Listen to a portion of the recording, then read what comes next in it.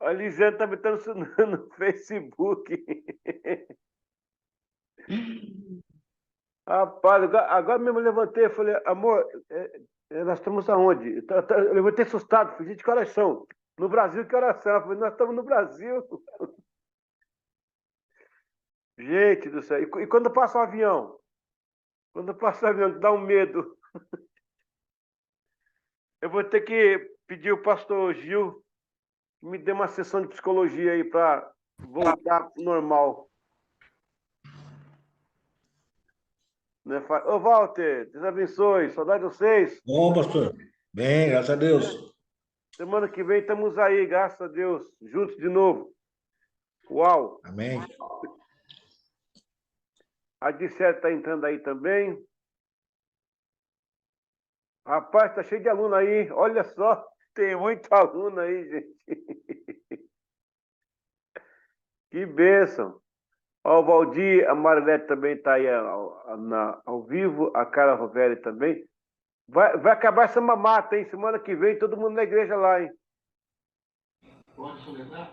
Vai acabar essa mamata aí. Eu suponho que o nome seja claro. É K-I-N-N-E-Y. Ó, a Carla tá com o áudio aberto. Mas, por favor, deixe-me passar. Pronto, eu cortei o áudio dela aqui. Ok, pessoal, vamos lá. A Dicele aí na academia. Brincadeira. Não, tô na cabana. Olha Tá aqui, certo. pastor. Ah, tá Ó, onde? Cabana?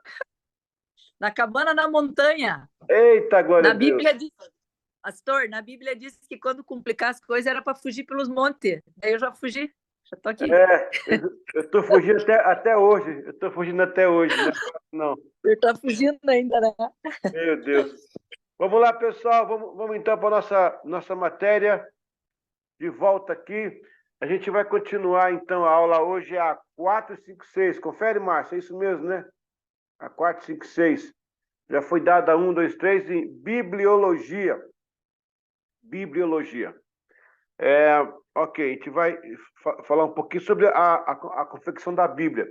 Hoje, a gente vai ter uma aula hoje sobre a Teodiceia.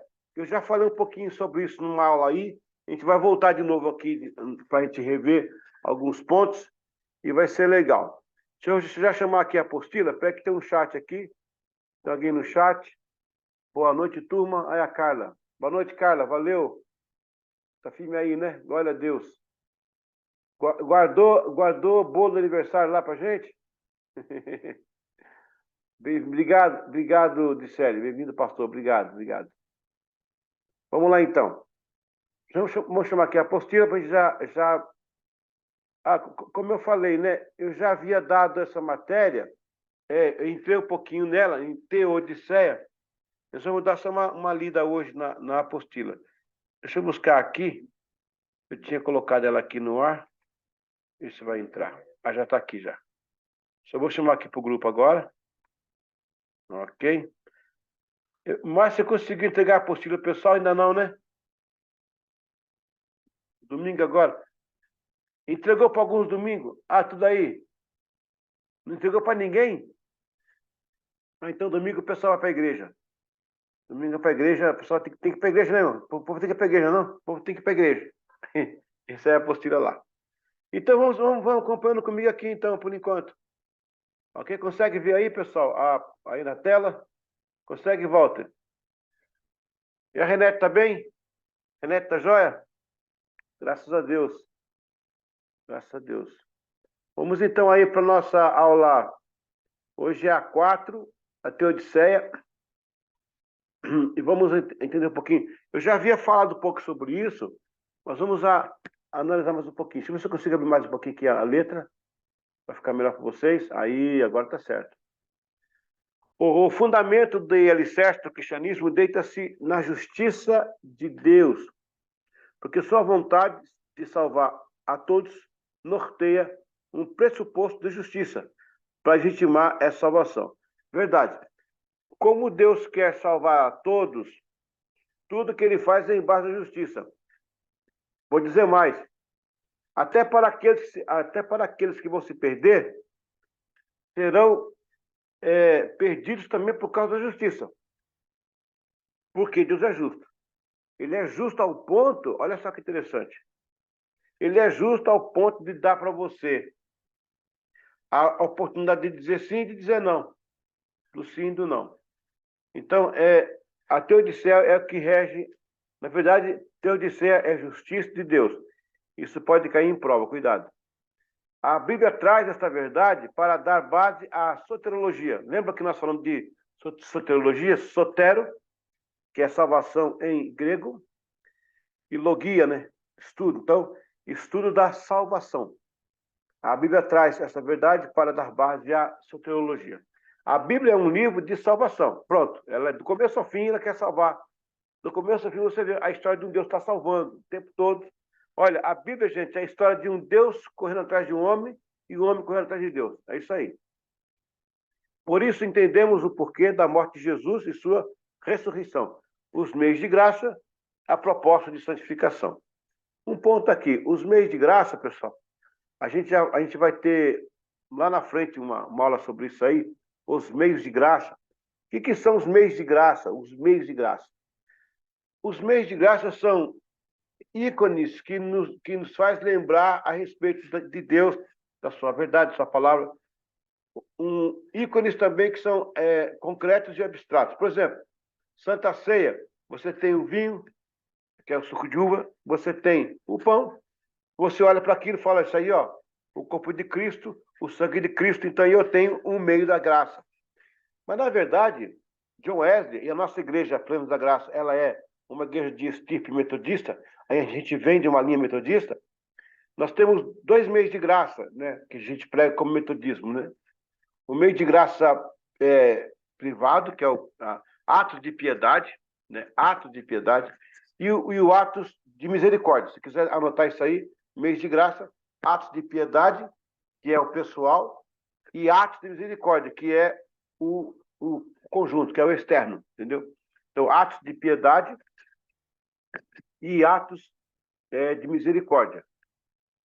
Embaixo de atos de piedade, você coloca íntimo, não é íntimo, não, é pessoal, e embaixo de misericórdia coloca público. Embaixo do ato de piedade coloca pessoal, e embaixo do ato de misericórdia coloca público. Atos de piedade, oração, leitura da Bíblia, Santa Ceia, meditação na palavra,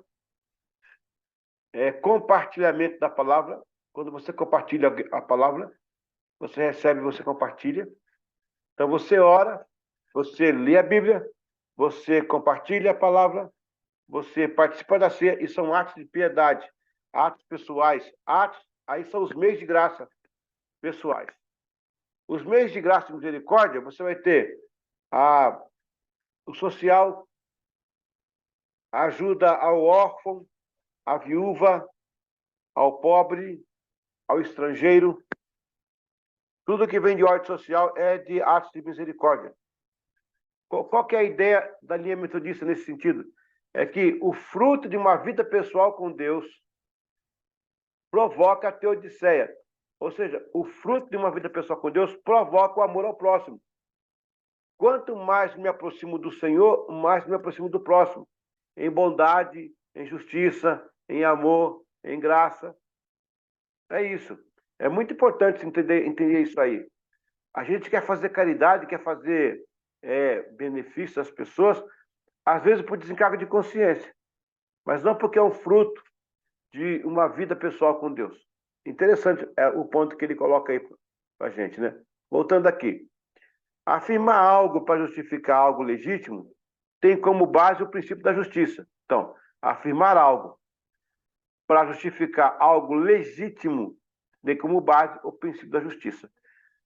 Foi o filósofo alemão Leibniz que cunhou o termo teodiceia. Em seu bojo, evoca a justiça de Deus, estabelecendo uma clara distinção sobre o bem e o mal, e a relação de Deus concernente a isso. Etimologicamente, o termo significa, em grego, theos, Deus, e oikidike, a justiça. Eu havia explicado para vocês isso há um tempo atrás, em relação a Deus, a pessoa de Deus e a pessoa com relação à pessoa de Deus e os atos da humanidade. Por exemplo, o que está acontecendo agora no Oriente Médio, que eu estive lá, eu estava naquela guerra. Quando eu e Ivana tiramos aquela foto, tinha bomba explodindo a 40 quilômetros. Ou seja, daí não sei aonde, talvez Itapema, não sei, não conheço mais ou menos aí. Mas tá perto, era perto. Então eu não estou falando em relação a isso. Aí vem aquelas perguntas, por que criança morre na guerra? Por que acontece isso? Aí isso aí já é uma questão mais ética, que realmente tem resposta, eu dei aquele dia a resposta, mas hoje o foco é a justiça de Deus como Salvador, como ele teceu a ideia de salvação, pela qual nós somos envolvidos. É isso que a matéria se refere no dia de hoje. A gente foi salvo, gente, por justiça. Olha que interessante. Não há mérito nenhum na salvação que nós temos. Ninguém é salvo porque é bonitinho, porque é palmeirense aí, ó. Ninguém é piora, né? Atrapalha a salvação. Ninguém é salvo porque é brasileiro, né? Ninguém é salvo porque tem dinheiro, não tem, ou porque... Não. Nós não temos mérito algum de ser salvos. Justiça de Deus. Ele viu a gente, decidiu nos salvar e estabeleceu um caminho de salvação para a gente atender aquele caminho e, por justiça, a gente ser salvo. É fantástico isso, é fantástico. Então, vamos continuar aqui na apostila para descrever melhor o tema. A Teodiceia, a Bíblia é a justiça. A construção da base, cadê?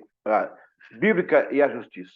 A construção da Teodiceia remonta ao pensamento de Epicuro, no 3º século de Cristo, que, entre outras coisas, ele não entendia como um Deus poderia existir sendo onisciente, onipotente, onipresente e mesmo assim ser bondoso. Ou seja, depois de ter a ideia de todo mal e ainda ser bom. Nesse caso, entre o equilíbrio, a justiça. Por isso, a metáfora da balança é usada para dar a ideia de ser justo e não pender para nenhum lado mais que o outro.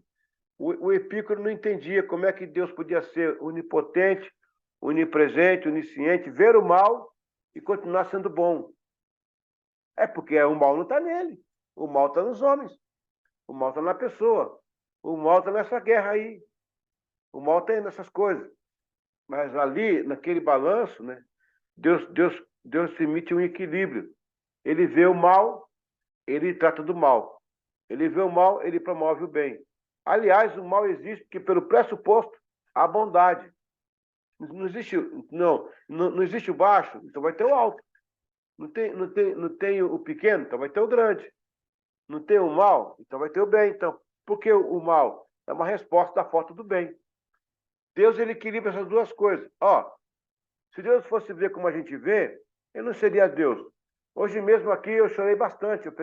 Me mandaram uma cena, porque eu tenho uns irmãos nossos que estão lá ainda para voltar para cá, né? Eu não fiquei, porque eu não era responsável pela caravana, então até eu nem podia fazer isso.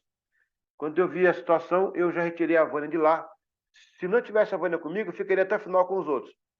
Mas me mandaram algumas cenas que não estão sendo publicadas na televisão, de um guerrilheiro do Hamas que pegou um bebezinho dormindo. Ele colocou 4 granadas em cima do cobertorzinho do neném. O neném foi explodido dormindo. Uma cena assim horrível, horrível, horrível, que eu chorei ali quase 40 minutos.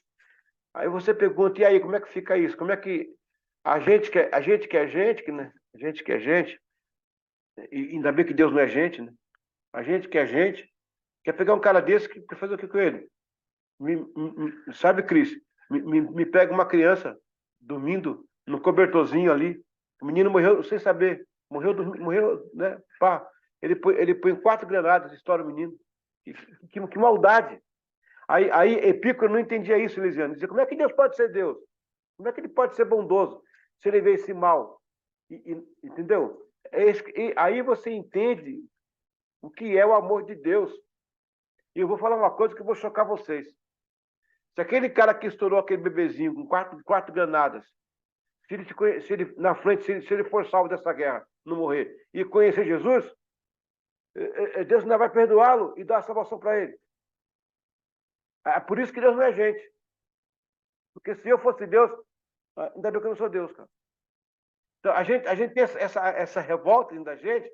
Eu creio que Deus tem também, mas ele dosa. Aí por isso que vem o termo justiça. Vem o equilíbrio. Ele se equilibra, ali está a maldade, ele promove um caminho do bem para corrigir a maldade. Porque é muito fácil para nós, gente, só eliminar. Elimina, mata, destrói. Deus, ele quer recuperar. Deus, ele quer trazer... olha, é até difícil falar uma coisa dessa, né? Mas é isso, mas Deus é amor. Vamos contestar o quê? Se Deus é amor, né? Então, é aí que opera a justiça de Deus. Porque se ele se baseasse no estado do mal, olha, no estado do mal, que aquele cara fez aquilo, Deus teria destruído lá do céu com fogo, assim, pá, em cima dele. Ele pode ter a resposta do que ele fez, claro, a maldade, né? Mesmo assim, está implícito ainda, quiçá está explícito ainda o amor de Deus, caso ele conheça o Evangelho. A Bíblia é o centro deste equilíbrio, portanto, justa. Interessante notar que na Grécia, o que a Grécia vem destacar em termos de teologia é apenas para regulamentar o pensamento, mas que a situação é anterior, não há dúvidas. Não há teologia por causa do pensamento grego, em absoluto. E sim, há pensamento grego tentando regulamentar a teologia. Então, aí eu vou falar para vocês. Epícoro Walter não entendia isso. Ele dizia, eu estou com uma crise. Como é que Deus vê essas coisas e ele continua sendo bom? Porque Deus falava assim, não, agora mexeu comigo, velho. Deus sai do trono, mata todo mundo. Não, Deus não faz isso. Ele promove o bem, tenta recuperar. Tenta criar um caminho de paz. Eu já estive num centro de recuperação de toxicômanos, ali com rapazes que já mataram, já estruparam, fizeram coisa errada, mas estão ali tentando viver, tentando resgatar suas vidas, tentando melhorar. É a bondade de Deus. E eu não posso esconder isso de vocês. Porque, com relação à maldade, né? E Alejandro, bom te ver aí. Amém. Cidade de você, meu amigo. Olha, naquele avião, escapando para a África, pensava em comer aqueles churros. Falei, Senhor, se eu escapar dessa, eu vou comer os churros lá na praia. Eu vou lá, querido, eu vou lá. Então, na condição de ser humano, se aquele bebê fosse nosso, e se o bebê fosse meu? E se o bebê fosse meu? Até a Carla Rio também aí, ó. E se o bebê fosse meu? Eu não ia pensar duas vezes. Eu, como pai, o que você faria como pai? Mas Deus é pai também. E aí? Ele ama também aquele marginal. Eu pregava isso um dia para uma pessoa, ele ficou revoltado. Mas como é que Deus... É a mesma coisa de Epícoro. É a mesma coisa da Grécia. Eles não entendiam assim, não conseguiam entender. Então, para nossa cabeça também é difícil entender, mas é esse o evangelho que nós pregamos. Aí você vai entender o que está em João 3,16. Porque Deus amou o mundo de tal maneira, que é uma maneira tal que eu não consigo entender muitas vezes. Que eu não consigo. É isso aí, cara, o amor imaginável, ou inimaginável, né? Meu Deus do céu. Agora a presença, né? Até disser na presença, o Deus. Não confunda essa afirmação com uma espécie de defesa, porque a questão aqui não é provar porque Deus existe, apesar do mal. Exatamente, não é a questão da Grécia aí. Como também não se ocupa em explicar por que os seres humanos que são ou não capazes de assimilar essa dualidade. Em suma, a teodiceia, dentro do pensamento teológico, é atestar que Deus existe por soberania. E o fato de existir o mal não o impede de ser quem ele é. Opa! Aí sim. Deus é tanto Deus. Gente, essa aula é muito profunda, hein? Essa aula é muito profunda. Deus é tanto Deus, mas ele é tanto Deus, ele é tão soberano, que nada o impede de ser quem ele é. Nada. Nem esse mal impede. Por que a gente se revolta? e quer fazer justiça com as próprias mãos. Não é bem justiça, né? É uma vingança, né? Por que isso? Porque nós não somos soberanos. A gente, felizmente, é linear, nós somos nivelados. Deus está numa esfera que nada o afeta. O que acontece, por isso que ele ama. Exatamente. Eu não sei se estão conseguindo entender. Por isso que ele ama. É exatamente por isso que ele ama. Nós não temos essa capacidade, gente. Nós não temos essa capacidade. Eu estou falando do menino da granada, mas pensa em Jesus da cruz do Calvário, o filho dele, o próprio filho dele, sendo chicoteado, esbofeteado, cuspido no rosto, lançado lá nos pregos. Aquele filme da The Passion, A Paixão, exemplifica muito bem. E Deus ali no céu, olhando aquilo. Olha, ele é tão Deus que nada o impede de ser quem ele é. E nada muda o que ele é, porque ele é. É fantástico esse assunto, viu? Também não é defesa e nem tentativa de explicação. É a razoabilidade de entender que a própria existência do mal no mundo reúne argumentos para explicar a si próprio.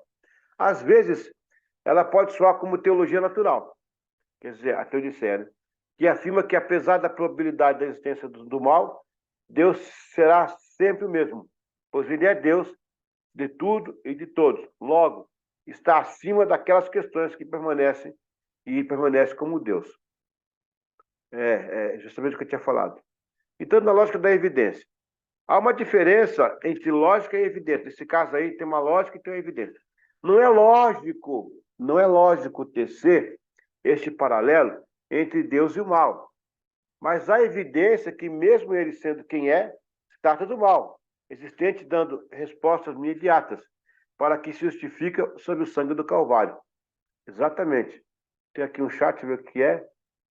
Tá, já tinha visto. Então, veja bem, há uma diferença entre lógica e evidência. Então, não é lógico tecer esse paralelo. Ficaria essa questão, Deus e o mal, é como se você fizesse um paralelo entre você e a formiga. Você e a formiga. Eu e a formiga, porque a formiga lá na rua. Não faz sentido. Você vai ser você, independente da formiga. Mas Deus é tão Deus que ele também vai falar com a formiga. Que ele também trata da formiga. Então, é essa a questão. Você não pode nivelar Deus a essa discussão. Sendo o mal um estado, sendo Deus eterno, olha, o mal é um estado e Deus é eterno. A eternidade transcende o temporal. Logo, Deus é sempre Deus. A Bíblia, então, nos ensina um Deus imparcial. Ele poderia ter criado o mundo com possibilidade de só haver o bem. Mas como ficaria sua consciência? Quando ele sabia do conceito antônimo. Se há bem, logo há mal. Isso aqui é metafísica, pessoal. E se esconder o mal de todos, não significa que o mal não deixasse de existir. Ele sempre estaria lá acusando a mente de Deus. Eu perdi o meu avô, ele morreu novo. O avô Jonas, pai de minha mãe, ele não tinha 70 ainda quando ele faleceu, teve um AVC. Ele não podia comer chocolate, meu avô não podia comer chocolate. Mas ele amava chocolate. Bom, para todos nós, ele não comia chocolate mais, mas ele faleceu. E quando a gente foi arrumar a casa dele, e arrumamos a cama do vovô, embaixo tinha um fundo falso. E quando nós abrimos, estava cheio de sonho de valsa. Meu vovô, a gente riu muito e, quer dizer, é uma situação cômica, né? Deus poderia esconder o chocolate da gente. Deus poderia se esconder. Você acha que o meu avô, mostrando, até peço perdão pela memória dele, né? Mas meu avô, tem direito de falar um pouquinho dele também, é só para ajudar aqui na argumentação. Você acha que o meu avô, a gente olhando para ele, todo mundo sabia, o avô não está comendo mais chocolate. Glória a Deus, amém. Mas ele estava comendo chocolate. A cama dele tinha um fundo falso, era um tesouro, um baú de sonho de valsa. Então a gente olhava para ele e a gente não via indício de chocolate. Mas ele estava. Só que ele sabia que tinha chocolate lá embaixo. Ele sabia.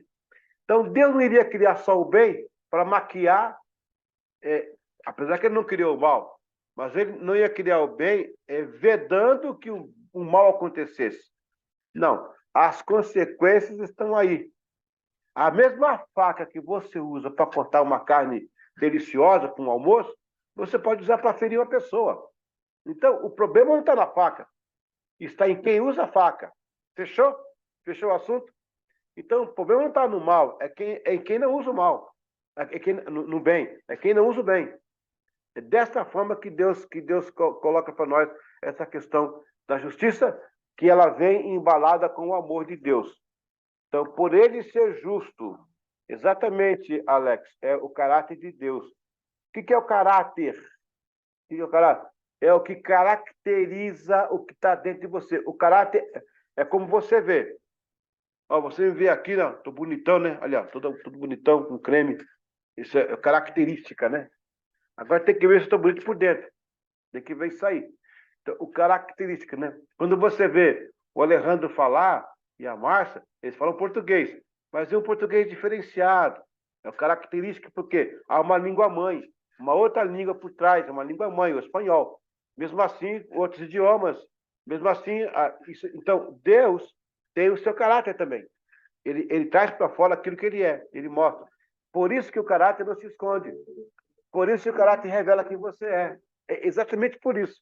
O caráter revela a gente que o mau caráter e o bom caráter. É aí que está baseado a justiça de Deus. Então, agora eu quero abrir para um fórum. Quem quiser participar, mesmo em casa, pode abrir o áudio aí. A Gisele falou que está na cabana. Será que ela está realmente na cabana escutando a gente aqui, né? A cabana deve estar muito boa lá. Mas quem quiser colocar aí alguma coisa, se você não entender alguma parte, quiser perguntar, ou se você quer participar, pelo menos alguém para dar os 2 pontos para os meio pontos para. Ah, ok, deixa eu ver aqui.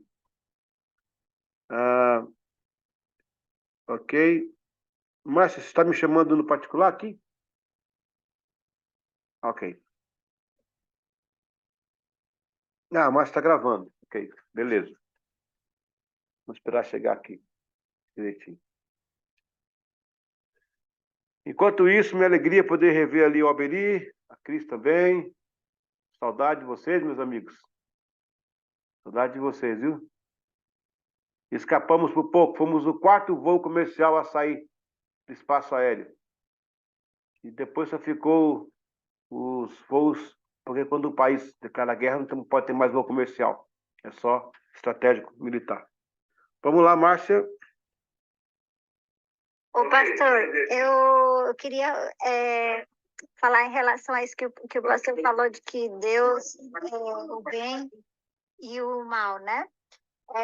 Porque assim, a gente entende que, né, o pastor acabou de dizer que Deus não criou o mal, né? Que então a gente pode entender que o mal se criou sozinho, porque assim também se fala que o mal é a ausência do bem, né? Então, como que a gente, quando as pessoas questionam a gente em relação a isso, que se Deus criou tudo, por que ele permite o mal? Como é que a gente consegue... O mal é uma resposta. O mal é uma resposta. Você está dirigindo o carro, você está na rodovia, existem as risquinhos no chão para você se manter, mas numa curva você descuidou, deslizou, saiu fora e volta para a curva. Ninguém fez o deslize. A gente fez a pista com os risquinhos. Deus fez o bem. Quando eu não respondo ao bem, eu automaticamente impulsiono o mal. É a famosa lei da ação e reação. Famosa lei da ação e reação. Exatamente o que é o moribondo, né? Você tem lá os moribondos, né? Alguém já foi picado por moribondo aí, não? Então, aí eu pergunto, Valdir, volta aí que acho que foi do livre-arbítrio, eu vou ver aqui no chat. Aí eu pergunto, se você mexer com moribundo não, maribondo, é maribondo o nome? Maribondo, Se você não mexer com maribondo, ele vai te ferrar? Não. Se você não mexer com a abelha, com a colmeia, com o vespeiro, ele vai te ferrar? Não. Isso aqui então, o mal, ele vai ser sempre uma provocação. ele vai ser sempre uma coisa, um eco, uma resposta. É algo que você... sabe por quê, gente? Porque, primatamente, Deus criou a gente sem o mal. Porque Deus é bom. Como é que de uma fonte boa pode ser uma fonte ruim? Não, só saiu coisa boa de Deus. Se eu disser que Deus criou o mal, eu estou comprometendo o caráter dele. Eu estou encontrando um germe lá dentro do coração de Deus. Ele criou o bem. No momento em que eu... Valdir, é isso mesmo, Valdir, obrigado. No momento em que no livre-arbítrio eu ignorei, então eu criei o mal. Quer dizer, eu dei excelência ao mal. Eu fiz com que ele se evocasse, né? Por exemplo, se você der um carro para o seu filho, é uma coisa boa? Dar um carro para alguém. Deu um carro para ele, deu um carro para mim também que eu quero. Você deu um carro para o seu filho. Agora, o seu filho, ele vai ver se ele vai bater esse carro, se ele vai andar bem, se vai atropelar alguém, né? Se vai tomar muita multa, não é isso? Então, Deus dá um carro bom, maravilhoso e tal. Agora, você que faz o uso indevido ou devido àquilo que Deus deu. Então, é justamente isso. E aí, mesmo assim, olha aí, a justiça. Mesmo assim, Deus entra com recurso para corrigir uma coisa que ele não fez. Deus entra com recurso de salvação, do perdão, da redenção, para corrigir uma coisa que ele não promoveu. É isso aí. Lisiane, pode falar. Pastor, ali no caso, quando o Mar Vermelho abriu, que quando os egípcios vieram, que o mar fechou e matou todos os egípcios, ali seriam atos de justiça, seria da posição de Deus, a resposta do mal? Eu chamaria de um ato punitivo, porque qual era a intenção de Faraó? Era exterminar o povo de Deus. E Deus precisava... olha, Deus avisou Faraó. Aliás, Deus negociou com o Faraó, nem precisava. É por isso que eu não sou Deus. Se eu fosse Deus, eu entrava com 2 pés no peito na voadora. Não, Deus chegou para Faraó, mandou o profeta, Moisés falou com ele lá direitinho, explicou. Olha, foi uma negociação. Mesmo assim, Faraó decidiu partir para cima. Deus defendeu o seu povo. Ali vai entrar também uma legítima defesa do povo de Israel. Então, houve uma punição ali por causa da rebeldia de Faraó. Aconteceu com Coré também. A Bíblia diz que a terra abriu e engoliu Coré. Deus só vai fazer... Quer ver? Lá em Gênesis capítulo 15, em diante, Deus fala para Abraão assim, ó, eu estive lá agora, em Berseba, lá no local que Deus falou com ele, né, que Deus cumpriu a promessa. Ele falou com ele lá em Harã. Ele falou assim, ó, eu te darei a ti essa terra, que é a terra de Israel, né? Darei aos seus descendentes. Abraão ficou todo feliz. Senhor, já posso? Não. Daqui 400 anos. 400 anos? Eu nem vou estar aqui. Pois é, eu vou esperar que se complete a medida da iniquidade dos amorreus. Ou seja, justiça. Deus deu a terra, ele não pode ser acusado. Mas a iniquidade transbordou. E quando a iniquidade transborda, opera a ira de Deus. Gente, é muito importante isso. A iniquidade opera a ira de Deus. A iniquidade opera a ira de Deus. Então Deus falou assim, eu vou esperar completar a medida dos amorreus para que eu possa dar a terra para vocês. Ele podia te dar... Pastor, sim. No caso ali de Faraó, a Bíblia diz que Deus ele endureceu o coração de Faraó. Então, ali houve uma interferência da parte dele até, não digo uma manipulação, mas ele conduziu a uma resposta negativa porque ele endureceu o coração de Faraó. Então, como que isso fica, né? Olha, essa classe põe na parede, hein? Olha aí, olha a pergunta do 42, é difícil. 42 da prorrogação, no 47 da prorrogação, do segundo tempo. Lisiane, aí você me deu uma oportunidade de ouro de fazer um gol de placa aí. Vamos lá. Nesse caso, Lisiane, nós temos a questão da soberania de Deus. Soberania. Muito importante entender isso aí. Você pode usar esse argumento. No caso que o Valdir colocou ali. Você pode usar esse argumento para dizer assim. Tem um áudio aberto aí. Tem um áudio aberto aí. Ali, ó, bem Jerusalém. Mas aonde que elas vão? Jefferson, acho que é seu áudio. Deve. Ou não? É. Obrigado, Jefferson. Mas fala. Sexta-feira vamos lá. Aí, agora deu certo. Obrigado, Jefferson. Ok. Luciano, voltando ao nosso assunto. Então, ali opera a soberania de Deus. Nesse ponto aí, pode haver aí agora uma contradição. Espera aí. Deus não deu livre-arbítrio? E por que ele endureceu o coração do faraó para tirar o povo de lá? Como é que foi essa interferência de Deus? Não foi só essa, não. Tem uma lá em Gênesis, capítulo 11. Deus desceu, confundiu as línguas e separou o povo. Exatamente. Existe uma linha chamada tolerância da soberania. Embaixo dessa linha, eu tenho livre-arbítrio. Eu faço o que eu quero aqui. Eu singo os mares, eu vou com um avião que pesa 10 toneladas, 10 horas sem cair. O homem faz coisas aqui que ninguém faz. Agora, quando eu passo para cá, que eu vou inferir a soberania, Deus abate. Estava em risco o povo de Israel, estava em risco a semente que era Jesus. Soberania, não pode. Aí Deus entra e Deus derruba. Está pegando? Porque, veja bem, na minha salvação eu tenho livre-arbítrio de escolher ou não. Mas a promessa que ele deu, ele havia de cumprir. Tem um texto em Gênesis que fala assim, ó, e Deus fez promessa consigo mesmo, porque não podia quebrar a aliança. Se ele fizesse com o homem podia quebrar. Para garantir que ele ia cumprir o que ele falou, ele fez com ele mesmo. Então, assim, tudo que sai fora, tudo que vai de encontro à soberania de Deus, Deus abate. Eu vou ter que dar uma pausa para falar uma coisa muito pesada aqui. Eu vou ter que dar uma pausa aqui, não posso gravar isso. Tudo que ameaça a soberania, Deus abate. Aí você fala, mas Deus não. Soberania. O plano de Deus que ele estabeleceu, ninguém pode impedir. Mateus 24. Céus e terra passarão, mas as minhas palavras não hão de passar. Deus diz, eu faço, eu cumpro. O que foi que ele falou para aquelas tribos, quando pegaram aquela moça de Benjamim e estruparam aquela moça, e o marido dela pegou 12 pedaços do corpo dela e saiu em cada tribo. Deus disse assim aquele dia, hoje rejeitei Israel, vou segurar Judá por causa da minha promessa. Então, Elisandro, aquele cara de Faraó endurecer, Deus precisava mostrar para aquele império quem era Deus. Faraó achava que era Deus, Faraó se achava Deus. Faraó se achava Deus do mundo.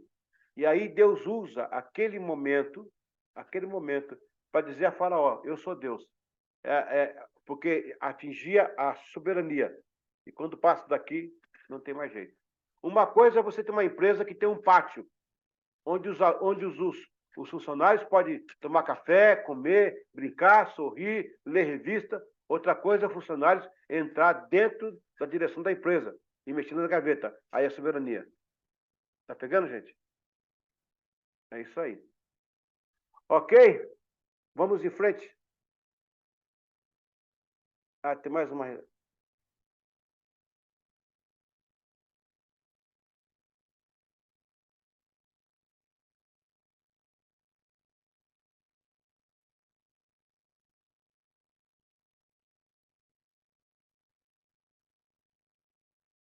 Vamos lá.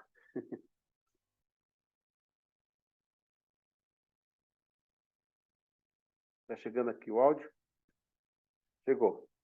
Pastor, eu queria mais uma coisa perguntar em relação a ali o que o pastor falou que Deus disse que esperaria que se completasse a iniquidade dos amorreus, né? E muitas vezes a gente consegue falar, ouve falar que Deus se move num trono de misericórdia e justiça. Então, a gente pode entender que realmente existe isso, que Deus espera na misericórdia, né, até um certo ponto, e depois ele se move na justiça? A misericórdia é a extensão da justiça. Pastor, quanto é que em média a justiça? Misericórdia. Nos Estados Unidos, para você ser morto, você não, uma pessoa ser morta na cadeia elétrica ou na injeção letal, o processo não é da noite para o dia. Demora, às vezes, 10 anos, 15 anos. eles têm que ter certeza que aquela pessoa precisa morrer. Então, Deus opera pela justiça através da misericórdia. A misericórdia é a extensão da sua justiça, exatamente isso. Ele deixou os morrer. Por isso, Márcia, que lá quando Israel pecou e dividiu os reinos do norte e reino do sul, Deus mandou vários profetas o tempo todo dizendo, gente, por favor, vamos voltar, se humilha, gente, se humilha, se arrepende. Não deu como. Não deu como, teve que ir ao cativeiro. A punição. Aí, na extensão da misericórdia não cumprida, estoura a ira de Deus. Deus dá corda, não mudou. Quando transborda a iniquidade, opera a ira. Então, corre da ira, foge da ira, entra para a obediência. É por aí. Amém, pessoal? Glória a Deus.